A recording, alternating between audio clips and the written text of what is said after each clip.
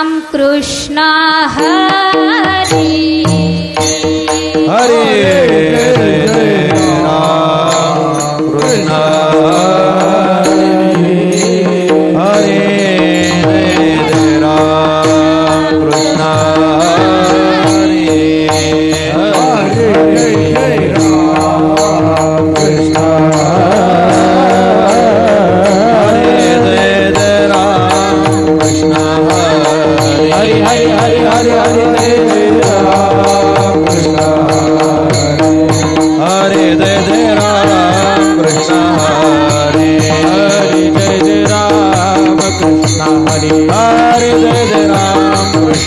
हरे राम कृष्ण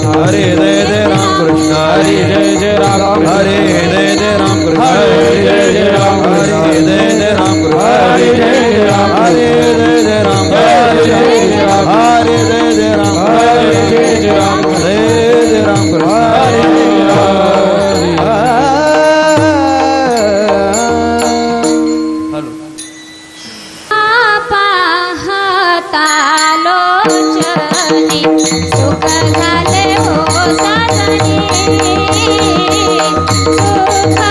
झाले हो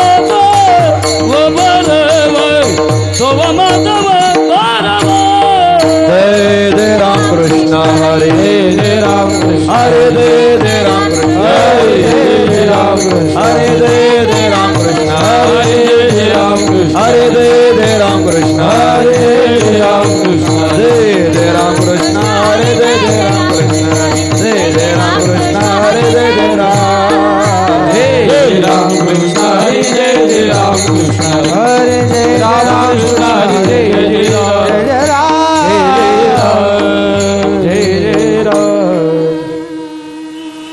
आता संतांचे उपकार काय सांगू आता संतांचे उपकार काय सांगू आता संतांचे उपकार काय सांगू आता संतांचे उपकार मज निरंतर जागविती मज निरंतर जागविती मज निरंतर जागविती काय द्यावे त्याशी व्हावे उत्तराई द्यावे त्यासी भावे उतराई काय द्यावे त्याशी व्हावे उत्तराई काय द्यावे त्यासी भावे उतराई देवी कहा पायी जीव थोडा देवी कहा पाय देव तोडा देवी कहा पाय देव तोडा सहज बोलणे हित उपदेश सहज बोलणे हित उपदेश सहज बोलणे हित उपदेश बोलणे हित उपदेश करुणी सायास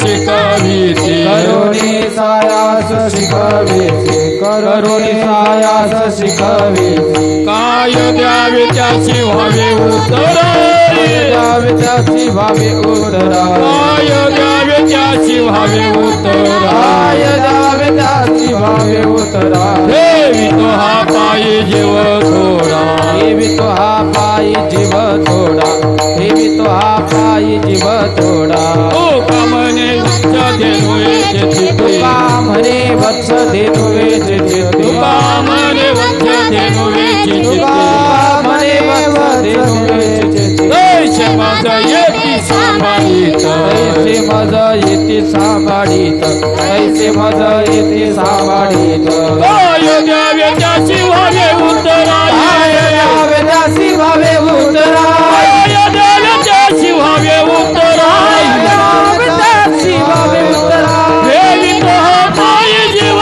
थोडा पायी जीव थोडा देवी तो हा पायी जीव थोडा कुमार घुमाई जय डोबार घुमाई जय डोबार घुमाई डोबार घुमाई डोबार घुमाई जय डोबार घुमाई जय डोबार घुमाई जय डोबार घुमाई डोबार घुमाई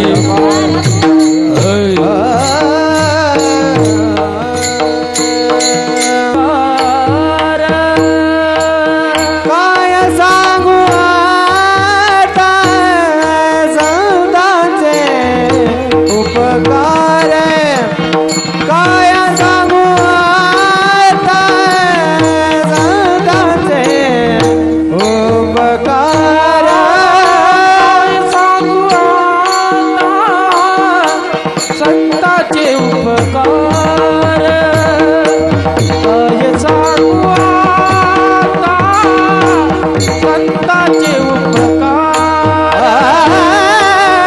काय सांगू आता संतांचे उपकार काय सांगू आता संतांचे उपकार मज निरंतर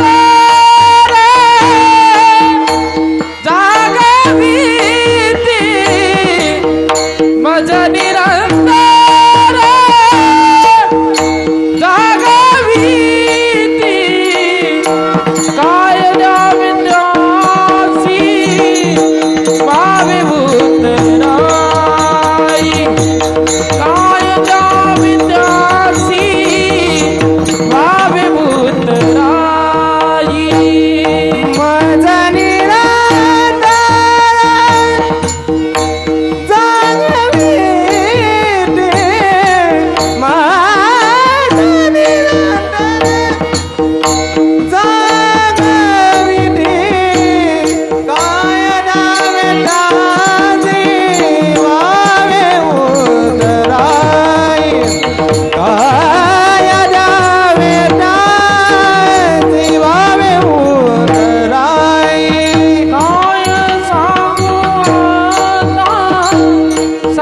संतांचे उपकार काय सांगू आता संतांचे उपकार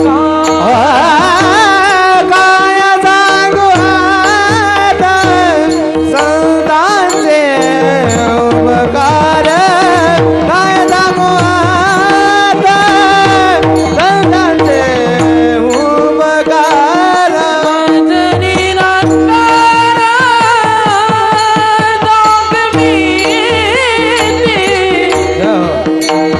माझा निरंतर जागविती काय द्यावी त्यासी भाविभूत नाही काय द्यावी त्यासी भाविभूत नाही माझा निरंतर जागविती माझा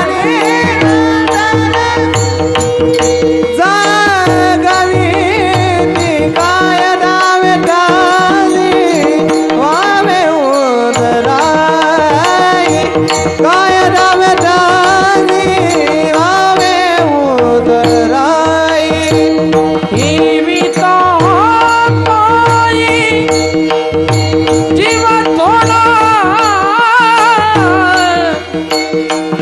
जीविता पायी जीव थोडा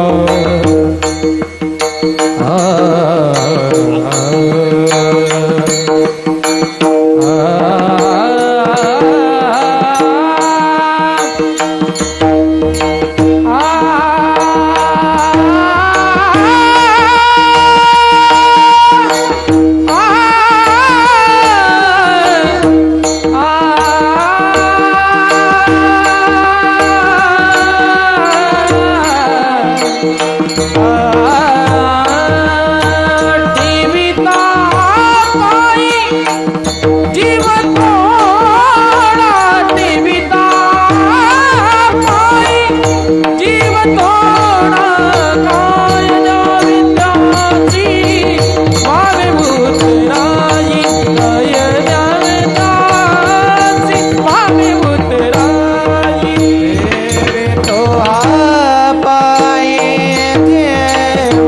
थोडा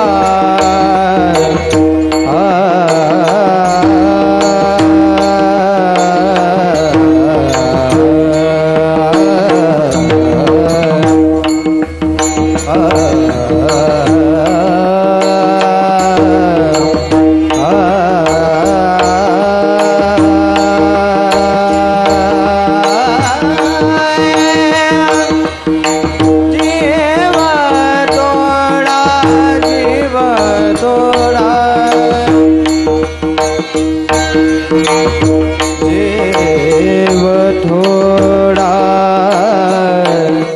जीव थोडा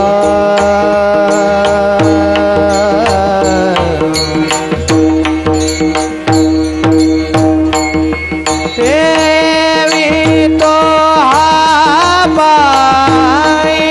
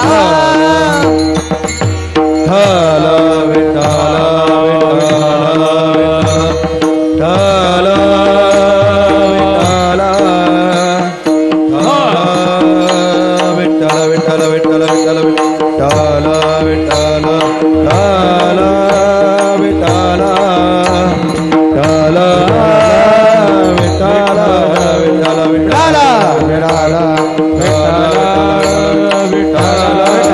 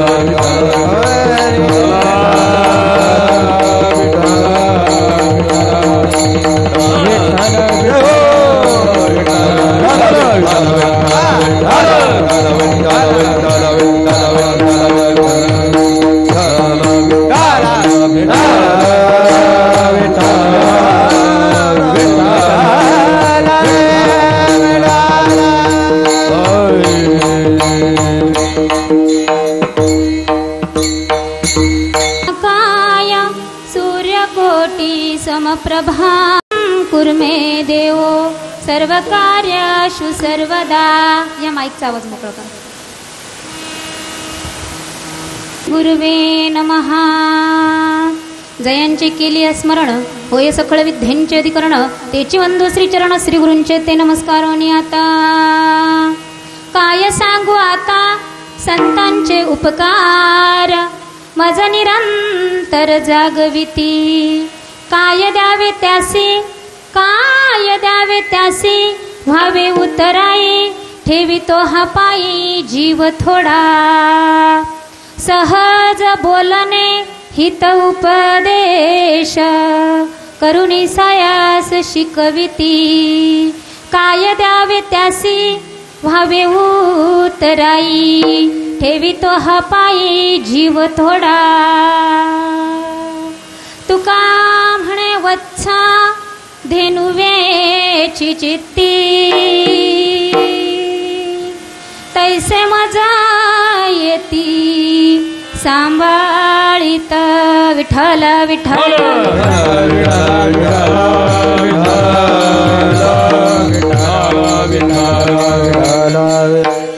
महायोग पीठे तठे भीमरत्यं परं पुंडरीकाय दातुं मुनीन्द्रे समगत्य तिष्ठं तमनन्दकन्दं परब्रह्मलिङ्गं भज पाण्डु. पांडुरंगाकरो प्रथम नमन पांडुरंगाकरो प्रथम नमन पांडुरंगाकरो प्रथम नमन पांडुरंगाकरो प्रथम नमन. हे पांडुरंगाकरो प्रथम नमन पांडुरंगाकरो प्रथम नमन पांडुरंगाकरो प्रथम नमन पांडुरंगाकरो प्रथम नमन.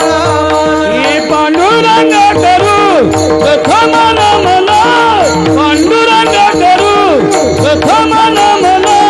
दुसरे चरण त्यांच्या कृपा कथेचा विस्तार बाबाजी सद्गुरु दास तुका. पांडुरंगाकरो प्रथम नमन दुसरे चरण त्यांच्या कृपा विस्तार बाबाजी सद्गुरु दास तुका. पांडुरंगा करू प्रथम नमन दुसरे चरण संताचिया त्यांच्या कृपा दाने कथेचा विस्तारू बाबाजी सद्गुरु दास तुका. योऽन्त प्रविश्य मम वाचमिमा प्रसुप्त्या सञ्जीवयत्यखिल शक्तिधरः स्वधाम्नाम् अन्नच्च हस्तचरणं श्रवणत्वगाधिं प्राणान् नमो भगवते पुरुषाय तुभ्यं. राधा मेरी स्वामिनी मैं राधे की दास जन्म जन्म मोहे दीजिए श्री वृंदावन का बास.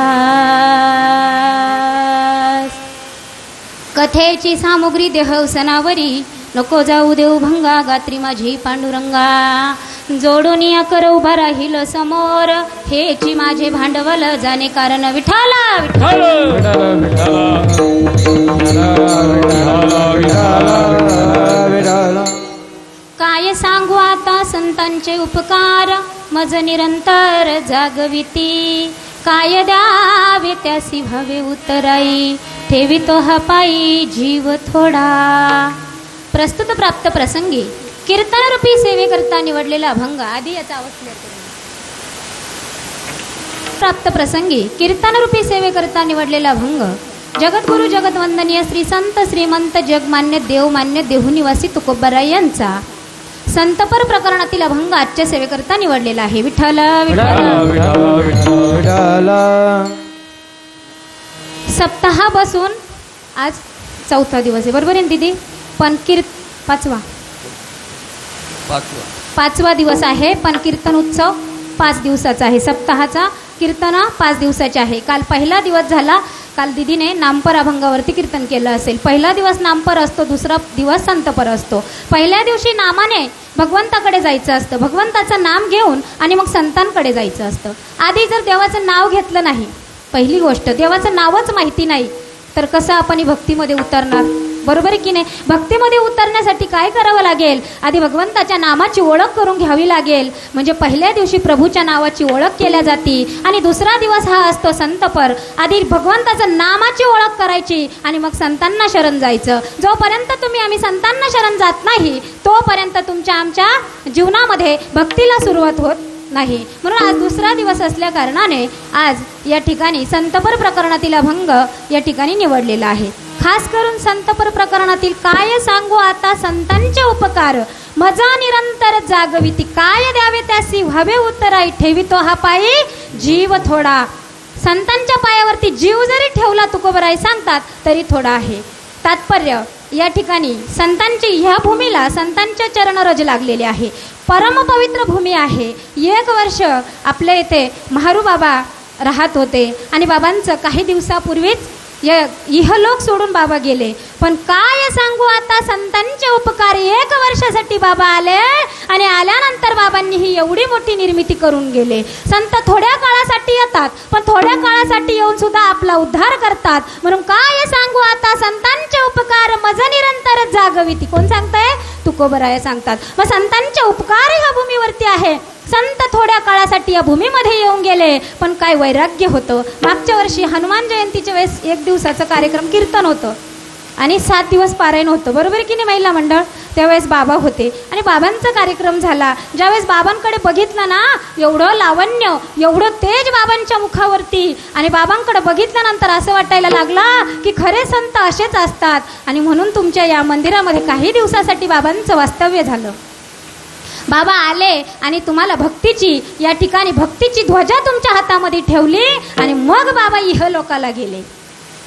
जोपर्यंत संत तुमच्या आमच्या जीवनामध्ये येत नाही ना तोपर्यंत भक्तीची ओळख होत नाही. अरे देव जरी तुमच्या आमच्या ओळखीचा असला ना, पण संतांच्या ओळखीशिवाय तो आपल्याला जवळ घेत नाही. मग संत ज्यावेळेस आपल्याला जवळ घेतात, ओळख करून देतात आणि मग भगवंत आपल्याला घेतो. डायरेक्ट जर आपण गेलं तर देव आपल्याला घेणार नाही. गेल्यानंतर त्या ठिकाणी भगवंत विचार करेल, अरे तुम्ही माझ्याकडे येत आहात, पण कुणामार्फत? कोणाच्या मार्फत येतात? डायरेक्ट गेल्यानंतर भगवंत घेत नसतो. म्हणून संतांच्या चरणावरती जायचं असतं, संतांची शरणागती पत्करायची असती आणि संतांनी जे सांगितलं ते आधी आपण ऐकायचं असतं आणि मग संतांनी जो बोध केला तो हृदयामध्ये ठसवायचा असतो. आणि एकदा का संतांच्या मुखामधून निघालेला बोध आपल्याला हा भवसागर तारून येत असतो. विठ्ठल विठ्ठल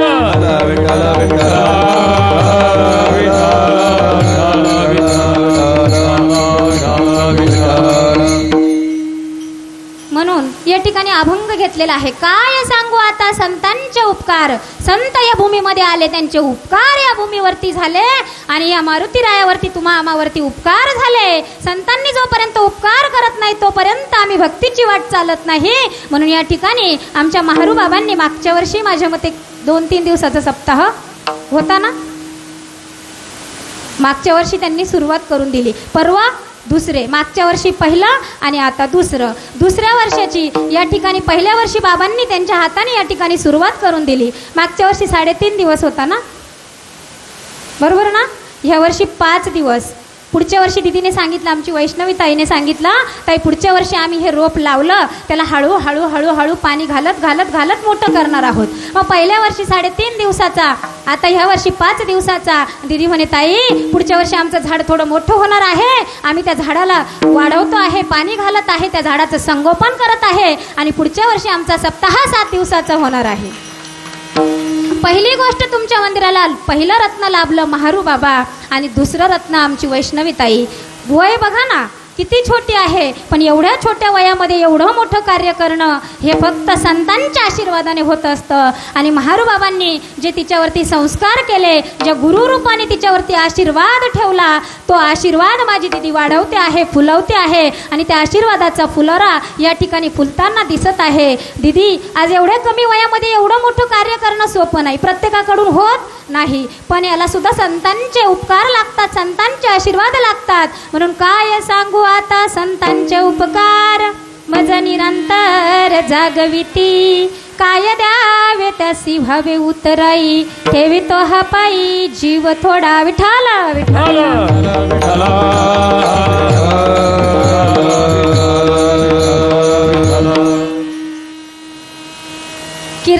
कीर्तन सुरू होण्यापूर्वी हे सर्व मंडळी गायक वादक असतील, त्यानंतर पेटी मास्तर असतील, यांचे फार मोठे योगदान असतं. एकटा कीर्तनकार काहीच करू शकत नाही. असे गोड असे पक्वाद वाजवणारे आमचे दादा गिरीश महाराज, त्यानंतर नागरे महाराज, त्यानंतर आमचे बाबांचा त्या दिवशी फोन आला आणि बाबांनी मला फोनवरती सांगितलं, ताई आमच्या भागामध्ये तुमचा कार्यक्रम आहे. मला फार आनंद झाला. बाबांचा फोन त्या दिवशी झाला, ताई म्हणे मी कार्यक्रम ऐकण्यासाठी येईल. बाबांना म्हटलं धन्यवाद. बाबाही या ठिकाणी उपस्थित झाले. आमचे घुगे बाबा महाराष्ट्रातील ख्यातनाम कीर्तनकार आहे, ख्यातनाम गायनाचार्य आहे. बाबांचा आवाज तार सप्तकात जातो, आमचा जाणे शक्य नाही. बाबा ज्यावेळेस असले ना त्यावेळेस कीर्तनकाराने घाबरून कीर्तन करावं असं जाणते आमचे बाबा आहे. बऱ्याच दिवसाचे त्यांचेही आशीर्वाद आमच्यावरती आहे. त्यानंतर आमचे महाराज अशोक महाराज, भूषण महाराज, तेही या ठिकाणी उपस्थित आहे. त्यांनी छान साथ दिली. त्यानंतर सर्व महाराज मंडळी आहे इकडनं, पण गायनाचार्य छान गोडगोड आवाज आहे महाराजांचा. सगळ्यांचे नावं मला ज्ञात नाही. अविनाश महाराज, कैवल्य महाराज, त्यानंतर आमचे कोपरगावचे दादा अभिजित महाराज आहे. त्यानंतर आमच्या अर्चनाताई अँकरसुद्धा आहे, कीर्तनकारसुद्धा आहे, तबलासुद्धा वाजवतात, पेटीसुद्धा वाजवतात. त्यांचीसुद्धा उपस्थिती या ठिकाणी लाभली. त्यांचे फार फार धन्यवाद. आणि त्यानंतर आमच्या भागामधून आलेले आमच्या सोनवणे ताई विनेकरी, बघून घ्या किती तेज आहे. दिवसभर पारायण, आमच्या संजूनगरमध्ये सप्ताह बसलेला आहे. दुपारपर्यंत पारायण करायचं, संध्याकाळी इकडं यायचं, घरची कामं आटपून. तरी किती तेज आहे, किती नाचतात बघा. जोडीने नाचू राहिले हा, ये सोनवणे भाऊ आणि ये ताई, वैष्णवी ताईचे काका आणि काकू. शुद्ध बीजा पोटी फळे रसाळ गोमटी. बीज शुद्ध असलं का फळं गोडगोडच येतात. म्हणून आमचे सोनवणे भाऊ पेटी वाजवतात, गायनही छान करतात, पखवादही वाजवतात. जिकडं टाकलं तिकडं कमीच नाही असतं, चोपदार झाले बघा किती गोड दिसतंय. म्हणजे असे सर्वजण या ठिकाणी कीर्तनाला यांची उपस्थिती लाभली. हेही माझं परम भाग्य आहे. कारण माझं एवढं मोठं भाग्य नाही की या संतांच्या चरणस्पर्शाने पावन झालेल्या भूमीमध्ये येऊन तुमच्यासमोर काहीतरी बोलावं, पण हे सुद्धा तुम्हा सर्व श्रोत्यांचे या संत मंडळींचे आशीर्वाद आहे आणि या आशीर्वादाने मी तुमच्यासमोर उभी आहे. विठ्ठला विठ्ठला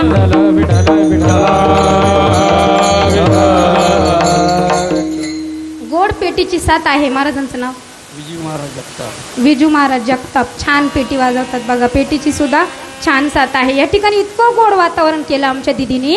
छोटीशी असलेली दिदी पण गायक वादक सगळे एकदम छान. असं वाटत नव्हतं की मला त्या दिवशी ताईने फोन केला, ताई आमचं नियोजन बजेटमध्ये आहे. बजेटमध्ये म्हणजे ताई म्हणे आमचं दुसरंच वर्ष आहे ताई आणि एवढं काही आमच्याकडे काही नाही. ताईला म्हटलं काही टेन्शन घेऊ नका, मागच्या वर्षी मी सांगून गेले होते ना तुम्हाला लागेल तेवढं सहकार्य आम्ही करू. ताईने एवढं गोड या ठिकाणी उभं केलं ना, फार आनंद वाटला. एवढे छान गायक वादक, तुम्ही श्रोते मंडळी, ताईंचे खूप मोठे उपकार आहे या सर्व भूमीवरती आणि संतांचे सुद्धा आपल्यावरती उपकार आहे. म्हणून काय सांगू आता संतांचे उपकार, मज निरंतर जागविती, काय द्यावे त्यासी व्हावे उतराई, ठेवितो हा पायी जीव थोडा. मग संतांच्या चरणावरती जीव जरी ठेवला तरी थोडा आहे, कारण त्यांचे उपकार आपल्यावरती एवढे आहे.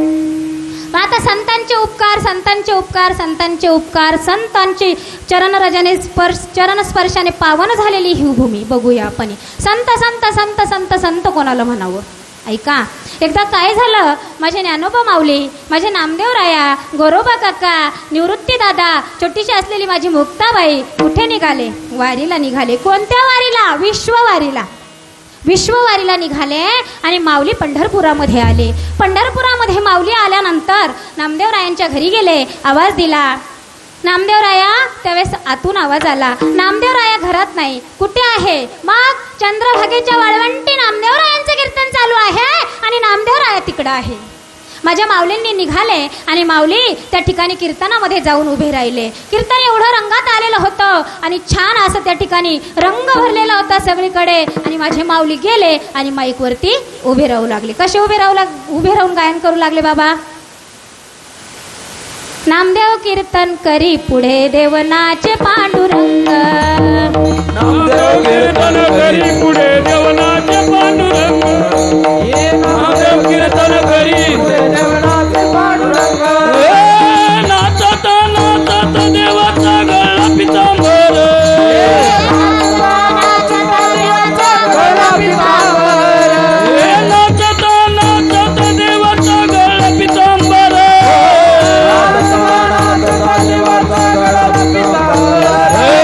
नामदेव कीर्तन करी पुढे देवनाचे पांडुरंग, नामदेव कीर्तन करी पुढे देवनाचे पांडुरंग, नामदेव कीर्तन करी पुढे देवनाचे पांडुरंग, नामदेव कीर्तन करी पुढे देवनाचे पांडुरंग. नामदेव कीर्तन करी पुढे देवनाचे पांडुरंग, नाचता नाचता देवाचा गळाला पितांबर. अधिकार बघा आमच्या संत, महिला संत जनाबाई, जनाबाई माऊलींना म्हणतात. ज्ञानदेवा बोला अभंग. कोण म्हणताय? जनाबाई. जनाबाईंचा अधिकार एवढा मोठा.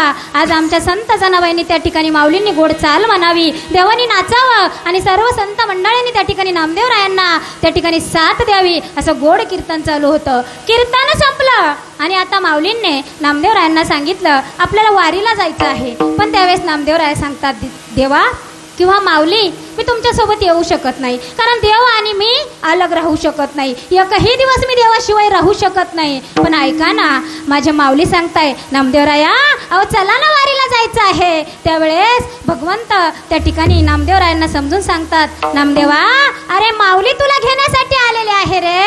अरे ज्यांच्याकडे माऊली येतात ना, संत येतात ना, ज्यांच्यावरती संतांची कृपा होते ना, ते फार पावन होत असतात आणि तुला तर माऊलींची साथ लागते. नामदेवराय सांगतात, देवा अहो माझ्यावरती मोठा उपकार करा हो, मी वारीला जाणार नाही, तुमच्याशिवाय मी राहू शकत नाही हो देवा. त्यावेळेस ऐका, देव सांगतात, ज्ञानोबाराया आणि मी अलग नाही, मग आम्ही दोघं एकच आहोत. ऐक ना नामदेवा, अरे वारीला जाशील ना, संतांच्या संतांसोबत जाशील ना, संतांच्या संगतीत राहशील ना, तुझ्या जीवनाचा उद्धार होणार आहे. म्हणून काय सांगू आता, संतांचे उपकार मज निरंतर जागविती. कोण जागवता?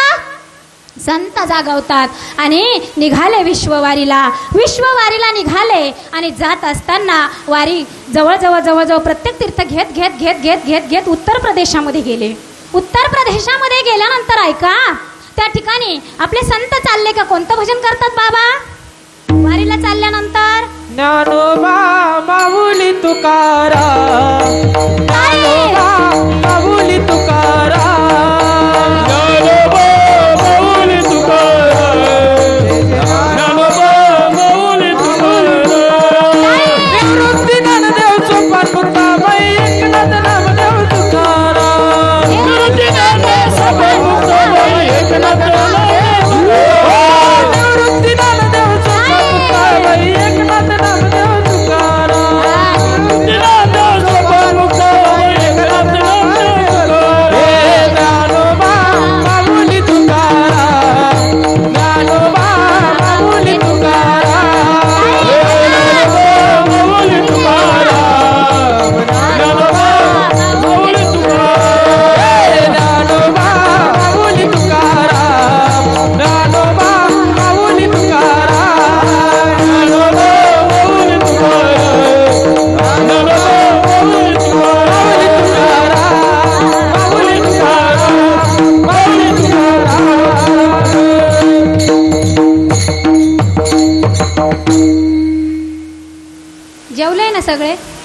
जेवण करून आले ना?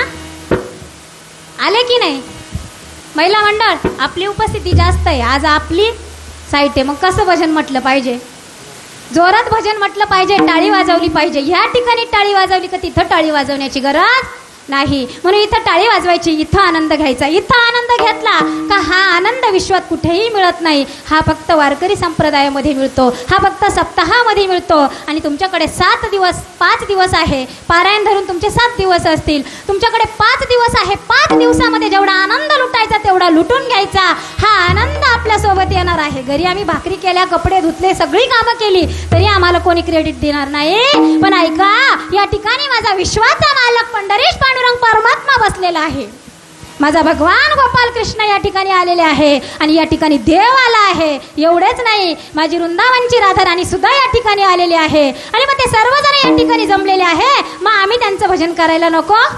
महिला मंडळ आता फक्त आपण भजन करायचा, आवाज मोठाल्याने निघला पाहिजे, नाही तर मी अशीच उभी राहील. चालेल का? कीर्तन ऐकायचंय ना पुढचं, मग छान भजन करायचं.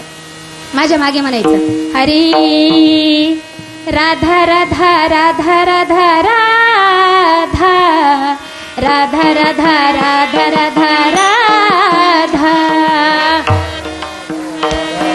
तुम्हाला टाळी वाजवायला सांगितली नाहीये का? वाजवा.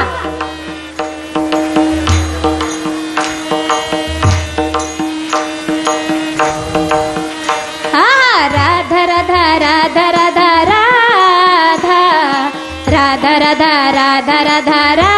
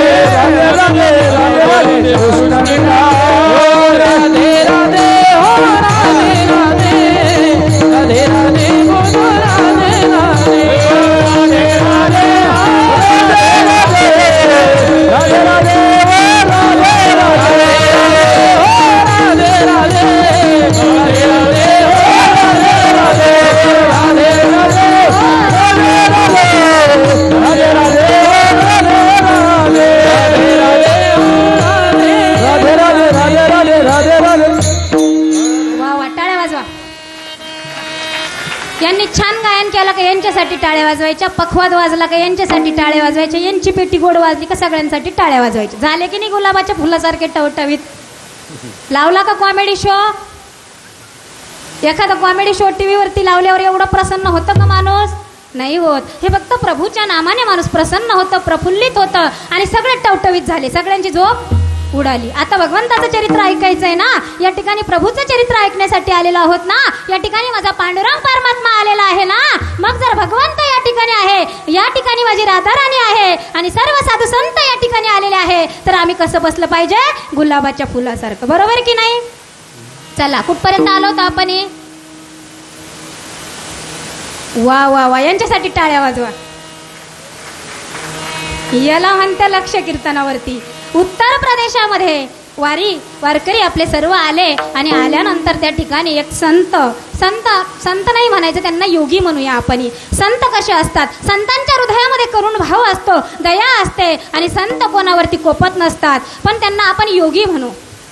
आणि उत्तर प्रदेशामध्ये आल्यानंतर या ठिकाणी यांचं भजन चाललंय, रामकृष्ण हरी रामकृष्ण हरी रामकृष्ण हरी. भजनावरून ओळखलं की हे वारकरी आहे, महाराष्ट्रामधून आलेले आहे आणि त्या साधूचं नाव होतं कानोगोरी.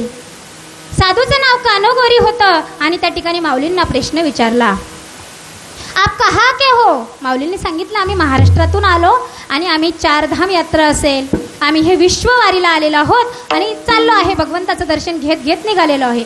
त्यावेळेस तो म्हणतो, मैंने सुना है आपके महाराष्ट्र में जो नामदेव है, वो नामदेव बोले वो तुम्हारा विटेवर का पत्थर है ना, बोले वो दूध पीता है, उसके हाथ से दूध पीता है. किसके हाथ से? नामदेव के हाथ से.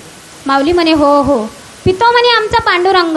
पण तो माणूस पांडुरंग नाही म्हटला, तो म्हटला दगड. त्या दगडाला दूध पाजतो तुमचा नामदेव राया. पण आताच मी माझ्या योग मायेने मी काय करतो, इथं एक दगड आणतो आणि या दगडाला दूध पाजतो. बरं म्हणे. ज्ञानोबा माऊली म्हटले, बरं. नामदेवराया सोबतच होते, पण शहाणी माणसा स्वतःची ओळख सहजासहजी करून देत नसतात. बरं म्हणे, पाजा म्हणे, आमचा दगड पण दूध पितो, तुमचा पण दगड दूध पेल म्हणे, पाजा म्हणे. पण छोटीशी असलेली माझी मुक्ताबाई, ऐका, मुक्ताबाई ज्ञानोबा दादाला विचारते, दादा काय म्हणतो रे हा? त्यावेळेस ज्ञानोबा राय सांगतात, हा हिंदीमधून म्हणतो आहे की जो विटेवरचा आपला मालक आहे, पंढरीश पांडुरंग परमात्मा आहे, त्याला दगड म्हणत आहे आणि त्या दगडाला म्हणे नामदेव राया दूध पाजतात, जेवू घालतात म्हणे, असं म्हणतोय. छोटीशी असलेली माझी मुक्ताबाईच्या तळपायाच्या मस्तकाला गेली आणि मुक्ताबाई म्हणते, झिपऱ्या, अरे तुला काय करणार रे? विटेवरच्या मालकाचा अधिकार, अरे विटेवरच्या मालकाचा अधिकार कळण्यासाठी संत व्हावं लागतं आणि जो संत झाला त्यालाच अधिकार कळत असतो.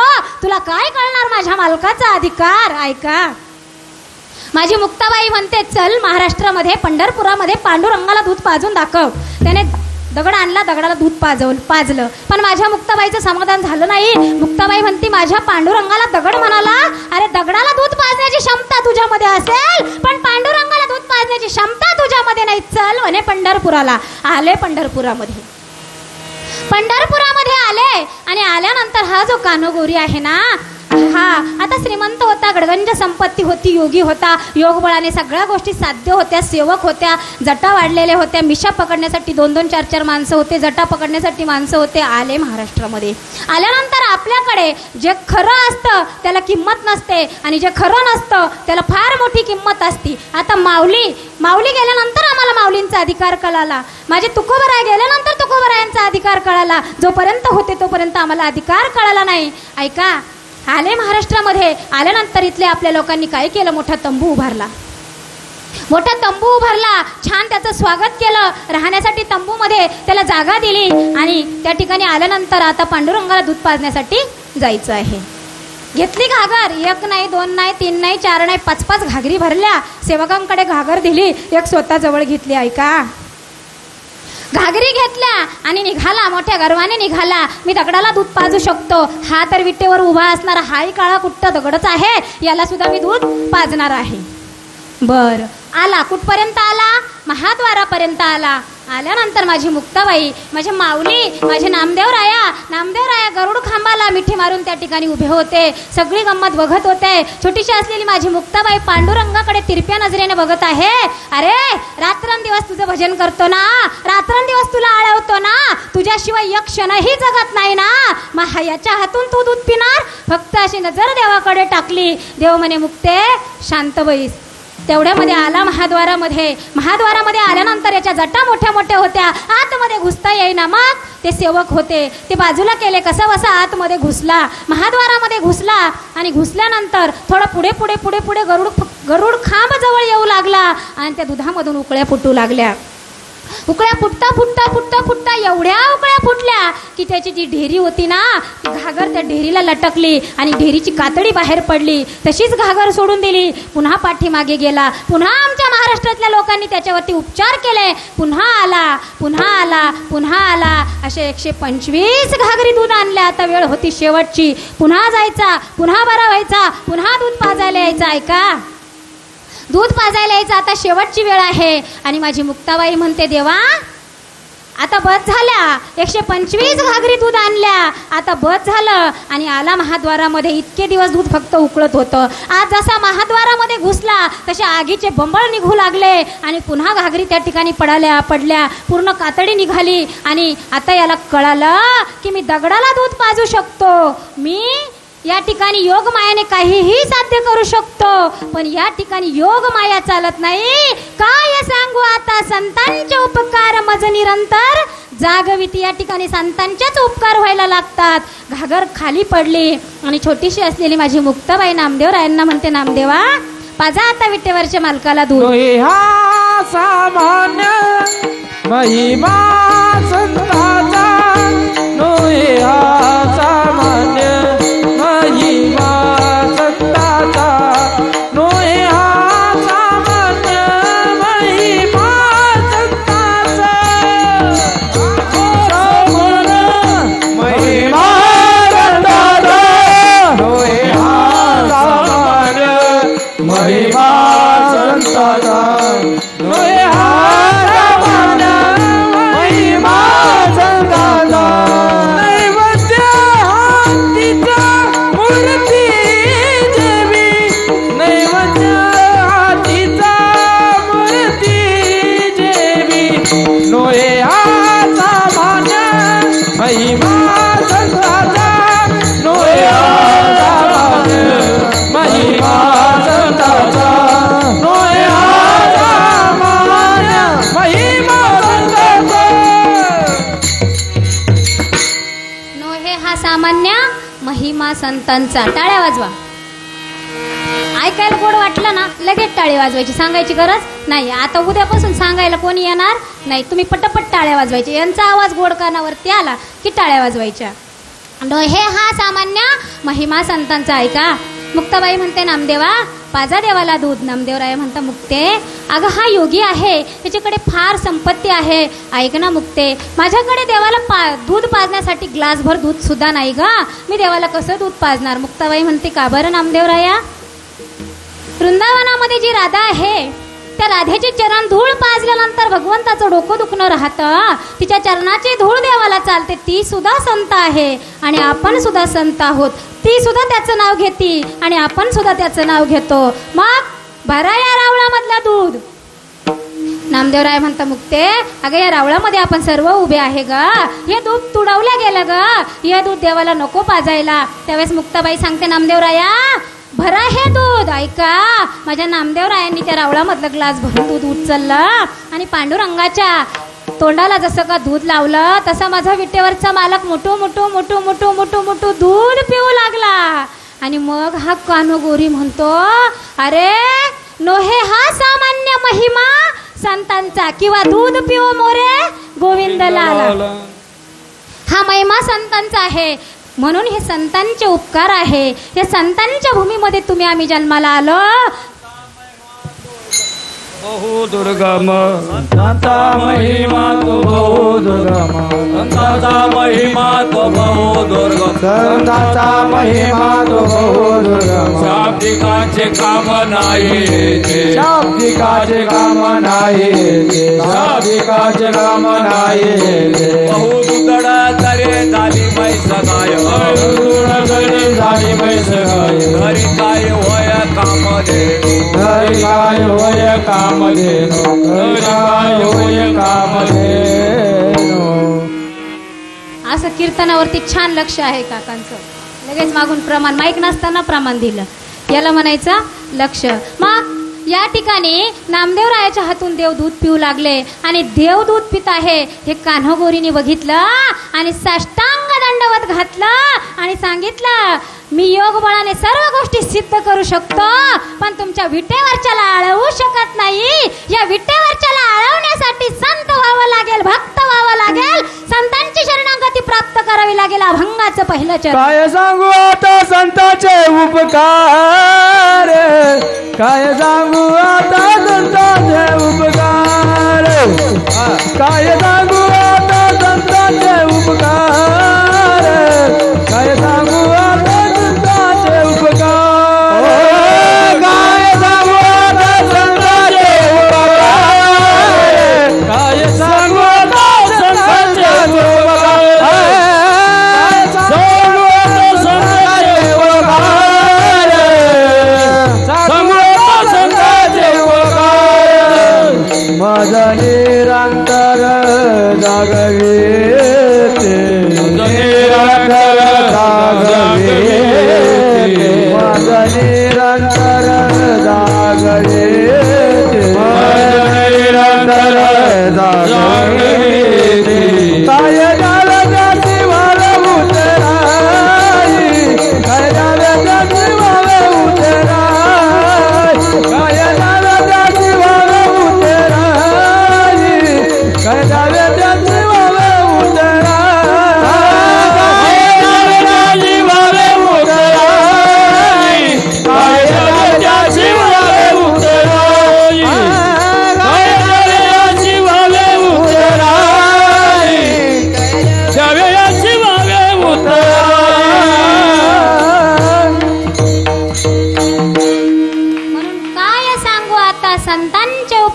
मज निरंतर जागविती काय द्यावे त्यासी व्हावे उत्तराई ठेवितो हा पायी जीव थोडा. आणि मग हा कान्होगोरी म्हणतो तुमचे फार मोठे उपकार झाले, माझ्याकडे योग होती, शक्ती होती, पण संतांचं सानिध्य नव्हतं, संतांचे उपकार नव्हते, संतांचं हस्त माझ्या चरणावरती माझ्या डोक्यावरती नव्हतं. आता माझे संतांचे माझ्यावरती उपकार झाले, ह्या पांडुरंगाचा अधिकार मला कळाला, म्हणून काय सांगू आता संतांचे उपकार मज निरंतर जागविती. तसे 1 वर्षासाठी या ठिकाणी महारूबाबा आले, पण अखंड तुम्हाला जाग करून गेले. बरोबर आहे की नाही?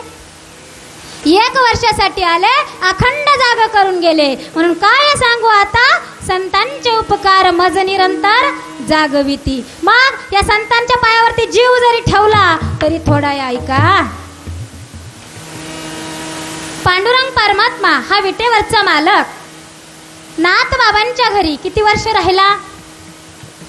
36 वर्ष.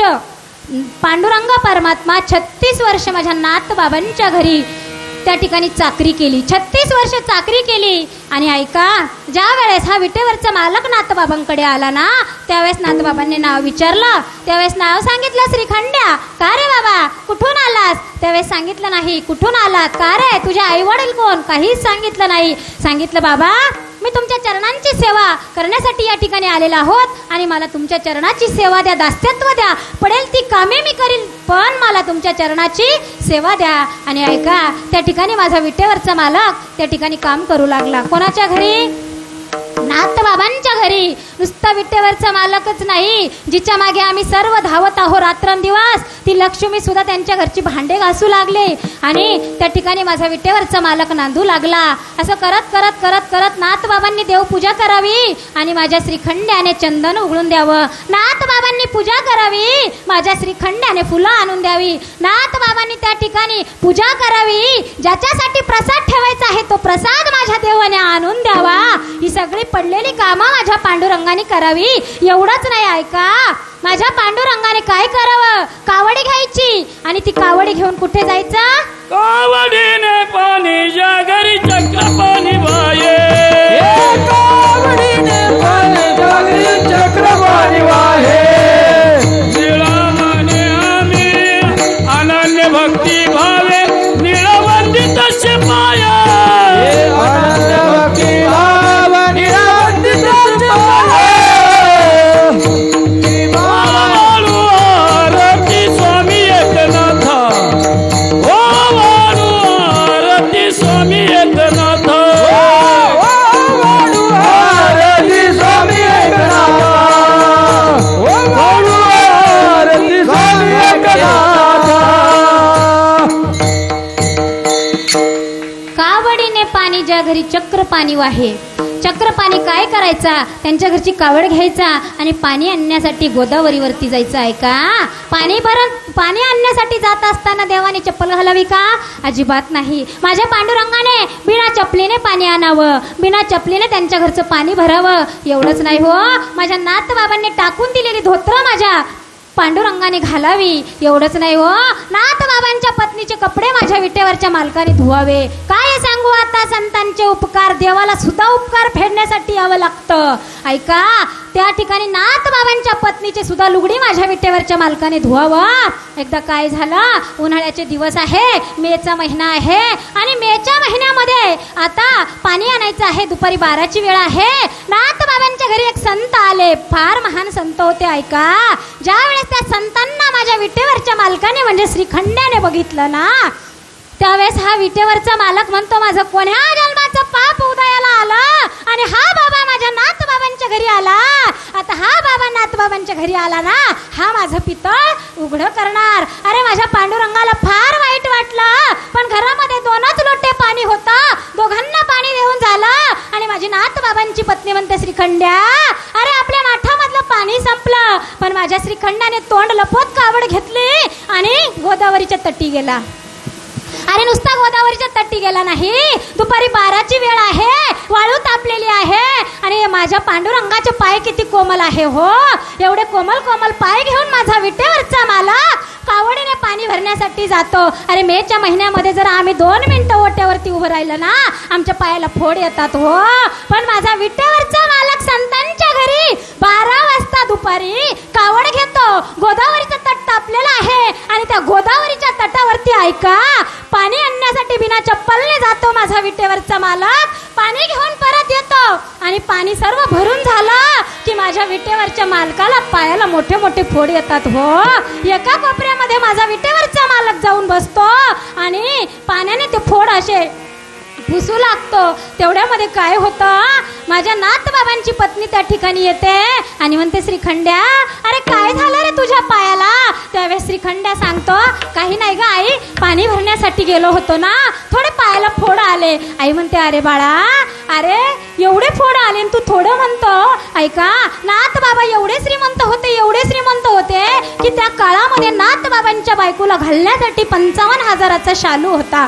अमावस्याच्या रात्री जर ती चालली ना तर तिची शालूचे जे पदराचे हिरे होते ना ते चमचम करत होते आणि तिने तो पदर घ्यावा, पाण्यामध्ये बुडवावा आणि माझ्या विटेवरच्या मालकाचे त्या पायाला त्या ठिकाणी धक्का लागू नये म्हणून हळूहळू हळूहळू ते फोड साफ करावे. तेवढ्यामध्ये माझे नाथबाबा त्या ठिकाणी त्या संतांसोबत संवाद करत बसलेले होते ना. माझे नाथबाबा म्हणतात, यांच्या दोघांचं काय चाललेलं आहे मी 2 मिनिटात बघून येतो. आणि गेल्यानंतर बघितलं त्या ठिकाणी श्रीखंडाच्या पायाला मोठे मोठे फोड होते. माझ्या नाथबाबांच्या डोळ्यामधून पाणी येतं आणि नाथबाबा म्हणतात, काय रे बाबा, कुठून आलात? तुझं नाव सांगितलं नाही, तुझं गाव सांगितलं नाही, तुझे आई वडील कोण सांगितलं नाही रे. जेव्हापासून आला तेव्हापासून माझी सेवा करतो रे, पडेल ती कामं करतो रे. अरे एवढे पायाला फोड येऊस तर तुला पाणी कुणी भरायला सांगितलं होतं रे. तेवढ्यामध्ये त्या संतांनी बघितलं, लांबूनच बघितलं, यांचा काहीतरी संवाद चालू आहे आणि एक गहन मॅटर आहे. तेवढ्यामध्ये संत येतात आणि आल्यानंतर ज्या वेळेस या श्रीखंड्याच्या मुखाकडे बघितलं ना, बघितल्या सांगितलं, हा सामान्य माणूस नाही नाथबाबा, तुम्ही फार पुण्यवान आहोत. हो, तुमच्याकडे विटेवरचा मालक ज्याच्या सेवेसाठी तुम्ही चंदन उघडत होता, ज्याच्या प्राप्तीसाठी चंदन उघडत होता ना, तो स्वतः तुम्हाला चंदन घासून देत होता. हो, अहो एवढंच नाही, हो, ज्याच्या सेवेसाठी फुलं आणत होतात ना, तो पांडुरंग फुलं आणून देत होता. हो, एवढंच नाही, हो, ज्याला नैवेद्य तुम्ही दाखवत होता ना, ज्यावेळेस तुमचं जेवण होईल त्यावेळेस ज्याला आधी नैवेद्य दाखवायचे ना, तोच पांडुरंग तुमचं जेवण झाल्यानंतर तुमच्या ताटामधलं उष्ट खात होता. हो, अहो हा सामान्य कोणी नाही. हो, हा माझा विटेवरचा पंढरीश पांडुरंग परमात्मा 36 वर्ष तुमच्याकडे आलेला आहे. विठ्ठला विठ्ठला विठ्ठला विठ्ठला.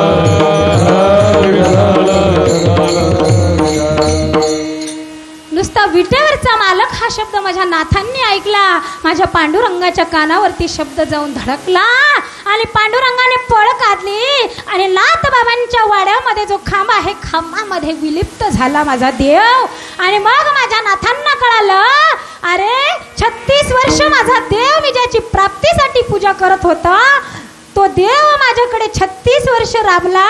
आणि ज्या वेळेस देव त्या खांबामध्ये गेला ना, छोटासा असा कोपरा देवाचा उरला होता, तो कोपरा धरला आणि ढसा ढसा ढसा ढसा ढसा माझे नाथबाबा रडू लागले. हेच अभंगाच्या दुसऱ्या चरणात माझे तुकोबराय सांगतात, द्यावे याची व्हावे उतराई, काय द्यावे त्याची व्हावे उतराई, काय द्यावे त्याचे व्हावे उतराई, काय द्यावे त्याचे व्हावे उतराई, काय द्यावे याची व्हावे उतराई, काय द्यावे याची व्हावे उतराई, काय द्यावे याची व्हावे उतराई, काय द्यावे त्याचे व्हावे उतराई.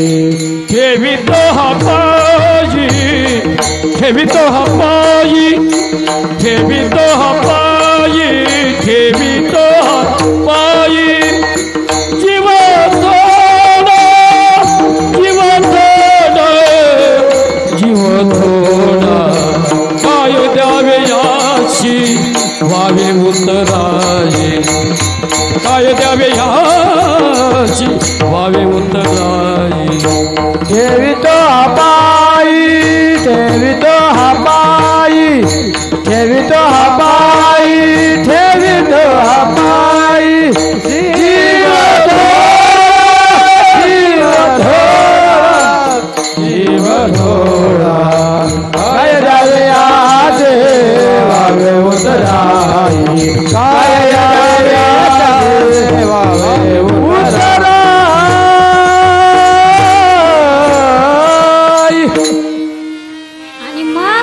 नाथ बाबा म्हणतात, काय द्यावे त्यासी व्हावे उत्तराई, ठेवी तो हा पायी जीव थोडा.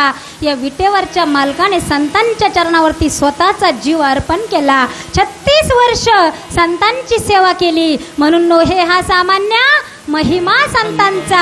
अरे संतांची कामं करण्यासाठी देव येतो, तुमच्या आमची कामं करण्यासाठी येणार नाही का? भक्ती तशी असायला लागती. अरे जर देवाला बोलवायचं असेल ना तर भक्ती हृदयापासून करा. तुम्ही तुमचं जे काम करत असाल, जे कर्म करत असाल करा. कर्म करत असताना विटेवरच्याला विसरू नका. तुम्ही म्हणाला आम्ही देवाचं काम करतो, आमच्या मुखामधून वाईट शब्द निघतात, निघू द्या ना वाईट शब्द. सकाळी उठायचं, विटेवरच्या मालकाला जो आराध्य देव असेल त्याला सांगायचं, देवा आता मी उठलो, आता तुझी पूजा झाली, संध्याकाळपर्यंत वाईट चांगलं ते तुझं तू बघून घे, कारण संध्याकाळी सगळं तुझ्या चरणावरती मी अर्पण करणार आहे. माझ्या ठीक जवळ ठेवून करायचं काय आहे? कोट्यावधी जन्म गेले. अरे पुनरपि जननम पुनरपि मरणम पुनरपि जननी जठरे शयनम. पुन्हा तेच करायचं, पुन्हा जन्माला यायचं, पुन्हा मरायचं, पुन्हा जन्माला यायचं, पुन्हा मरायचं. मग हे प्रारब्धामध्ये आम्ही जे जे कर्म करतो ते आम्हाला ठेवायचं कशाला आहे? मग सकाळी उठल्यानंतर विटेवरच्या मालकाला सांगायचं, पांडुरंगा आज दिवसभरामध्ये वाईट कामं होणार नाही, ही जबाबदारी तुझी. कारण मी सुद्धा जोपर्यंत माझे गोपालकृष्ण नव्हते ना माझ्याकडे तोपर्यंत एवढं ज्ञान नव्हतं. पण जेव्हापासून माझ्याकडे कृष्ण आले ना, कुणाची निंदा करायची नाही, कुणाला वाईट बोलायचं नाही, सगळ्यांमध्ये कृष्णाला शोधायचं. तोपर्यंत मी सुद्धा अशी उन्नड होते. पण माझ्या कृष्णाने आता मी प्रत्येकामध्ये माझा कृष्ण, माझी राधा राणी शोधत असते. का? वृंदावनचे प्रेमानंद बाबा सांगतात, अरे उठल्यानंतर असू द्या ना तुमच्यामध्ये किती दुर्गुण. अरे दुर्गुण असले की सकाळी उठायचं आणि देवाला जबाबदारी देऊन टाकायची. दिवसभरामध्ये माझ्या हातून वाईट कर्म घडू देऊ नको, आणि संध्याकाळी घडलं तर अर्पण तुलाच होणार आहे. झोपताना मला माझ्याजवळ काहीच ठेवायचं नाही, कारण फार जन्म गेले तेच मी भोगत आहोत, आणि या जन्मामध्ये मला तुला प्राप्त व्हायचं आहे. म्हणून मी वारकरी म्हणून जन्माला आलो. विठ्ठल विठ्ठल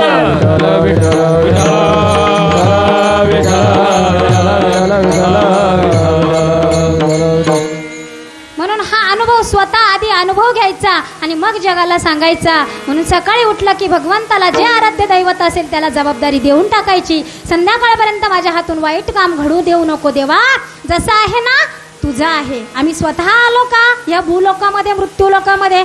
अजिबात नाही. जसं आहोत ना तसं तुझा आहोत. पण आता मला सद्बुद्धी मिळाली ना देवा, आता मी तुझ्या चरणावरती साष्टांग दंडवत करतो.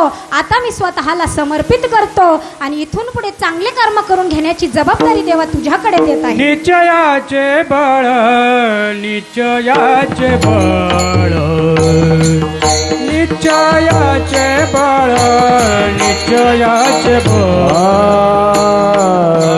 निश्चयाचे बळ, निश्चयाचे बळ, निश्चयाचे बळ, निश्चयाचे बळ. हेची फळ कामाने, तेची फळ हेची विष्णूची महापूजा, हेच विष्णूची महापूजा. निश्चयाचे फळ जर आपल्याजवळ असेल ना तर आपण काहीही करू शकतो. ह्या विटेवरच्याला सुद्धा आळवू शकतो. पण आम्हाला संगती मात्र संतांची व्हायला लागते, आणि तुम्हाला हे परम भाग्य या ठिकाणी प्राप्त झालं. पहिली गोष्ट तुम्हाला संतांची संगती लाभली आणि मग तुम्ही या कार्याला सुरुवात केली. संतांची संगती लाभली त्यावेळेस तुम्हाला वैष्णवी दिदीसारखं रत्न तुम्हाला सापडला. कृपा मात्र संतांची झाली. जोपर्यंत संतांची कृपा होत नाही तोपर्यंत आम्ही भक्ती मार्गाला लागत नाही. म्हणून तुम्हाला छान असं रत्न मिळालेलं आहे, आणि या रत्नाने आता झाड लावलेलं आहे. आणि हे आता याचा वेणू कुठे जाणार आहे? गगनावरती जाणार आहे. म्हणून हिवलेचे रोप लाविले द्वारी, आता वेलू गेला गगनावरी, आता वेलू गेला गगनावरी, त्याचा वेलू गेला गगनावरी, त्याचा वेलू गेला. म्हणून या ठिकाणी इवलेसे रोप लाविले द्वारी, त्याचा वेणू गेला गगनावरी. आता संतांनी रोप लावलेला आहे. फळवायचं फुलवायचं तुमच्या हातामध्ये आहे. आणि याचा वेणू कुठे नेऊन ठेवायचा आहे? गगनावरती नेऊन ठेवायचा आहे. मग हे तुमचं राधाकृष्ण नगर आहे. नगराला नाव सुद्धा खूप गोड आहे हो. राधा आणि कृष्ण एका ठिकाणी नांदत आहे. आणि ज्या ठिकाणी राधा असली का कृष्ण मागे मागे पळत असतो. तुम्हाला जर भगवंताची लवकर प्राप्ती करायची असेल ना, देव लवकर प्राप्त करायचा असेल ना, तर तुम्हाला काय करावं लागेल माहीत आहे? लवकर स्पीडनी लवकर मागचे सगळे पाप संपवायचे असतील आणि लवकर देवाला प्राप्त करायचं असेल ना, तर तुम्हाला राधाराणीचं नाव घ्यायला लागेल. तुम्ही राधा राधा राधा राधा राधा म्हटलं की देवाचा up down up down up down up down. जेवढे वेळेस राधा म्हणाल राधा राधा राधा राधा राधा. आता झोपला असेल ना, तिथून इथं येईल, पुन्हा वर जाईल. रा म्हटला की 10 मनस्तोर खाली येतो. रा म्हटला की 10 मनस्तोर खाली येतो.